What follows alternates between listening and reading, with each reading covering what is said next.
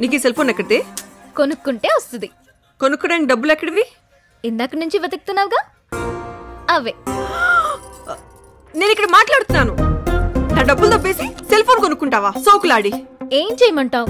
Degree అవ్వగానే పెళ్లి అని చంపేశావు. జాతకాలు కలవలేదని ఒకడు, కట్నం చాలేదని ఇంకొకడు, అందరూ జారిపోయారు. అప్పటి నుంచి ఆ దోషం ఈ దోషం అంటూ గుళ్ళు గూపురాల్లో నిద్రలు చేస్తున్నావు. ఇంకా నా వల్ల కాదు.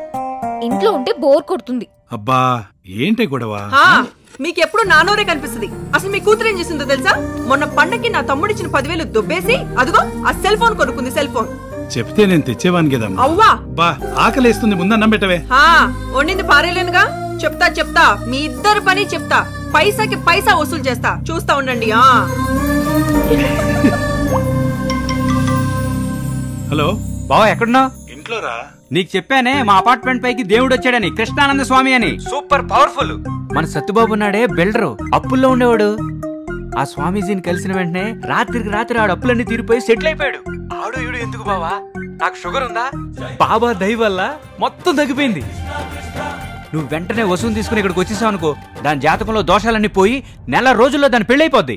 రేయ్, ఈ వారమంతా నాకు కాస్త పనులున్నాయిరా, నేను తర్వాత వస్తానులే.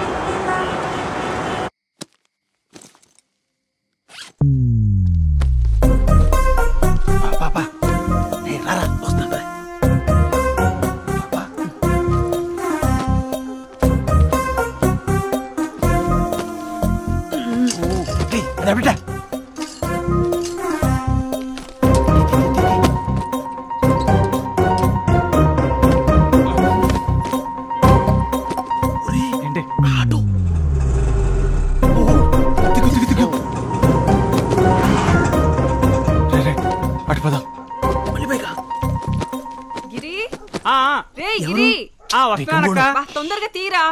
వస్తున్నా. ఈ టైంలో ఎవర్రా? ఏంట్రా ఇంతసేపు?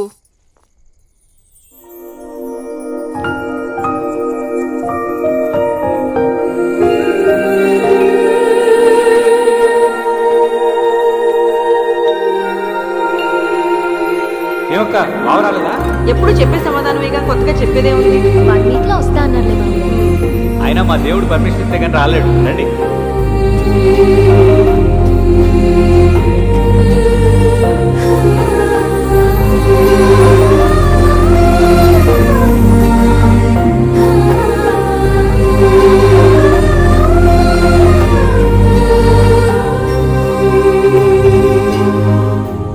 ఏంట్రా నువ్వు?